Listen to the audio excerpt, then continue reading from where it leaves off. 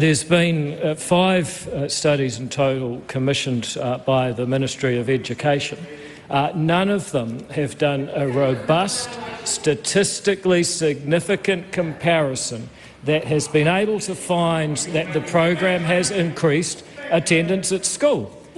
Those are the basic facts. And I know that the Minister probably thinks that she commissioned reports that are good enough for the taxpayer, but this government is in favour of actually doing robust analysis when we go out and spend their money. But unfortunately, I read again from the Treasury, however, the evaluations have found no impact on attendance in our Konga Māori, who make up around 48% of students receiving the program, have not benefited on most metrics such as school functioning, health and mental well-being. Unfortunately, the Minister went out and spent nearly $350 million and she can't say whether it worked. Does he stand by his statement on Checkpoint? The Treasury got onto that and also pointed out that they were wasting around 25% of the food that they had. And is he aware that it was never 25% and that the Ministry of Education told the Education and Workforce Select Committee that food wastage had halved from 12% in the beginning to 6%?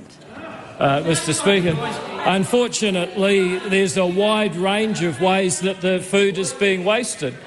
For example, an email received just today that says from a high school, we have a volunteer group in town who picks up all unopened lunch packs to distribute amongst the elderly and needy in town. The quality of lunches has dropped off to such an extent that the elderly people no longer want them. A lot of food is being wasted, money as well. Unfortunately, in many places, 25% wastage would be an improvement. Does he stand by his statement also on Checkpoint that cuts of 30 to 50% are in the ballpark? And if so, what does he say to Christopher Luxon, who said in the election campaign, we are supporters of the program and it will continue to improve each and every year under our national government? Mr. Speaker, I absolutely stand by my statement.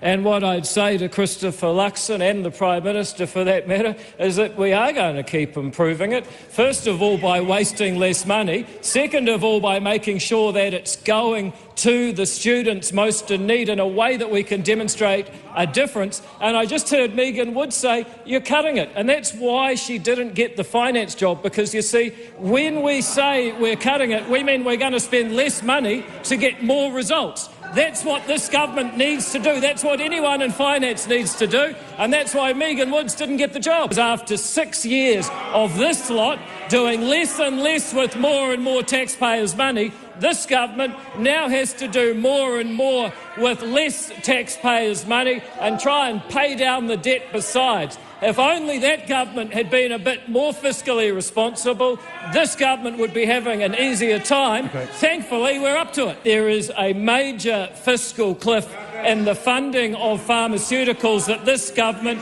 must now... Oh, wait, sorry, Mr. Speaker, that's my other portfolio. You see, they're leaving so many fiscal cliffs around, sometimes even I can't keep up.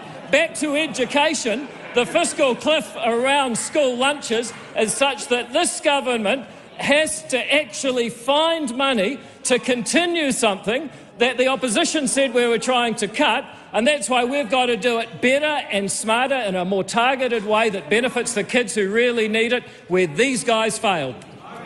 The Right Honourable Winston Peters. This will be interesting. Could I ask the Minister, could he, in the interests of education, find a copy of Andy Williams' song Lonely Street and send a copy to the party over there so they can feel a bit more happy about life?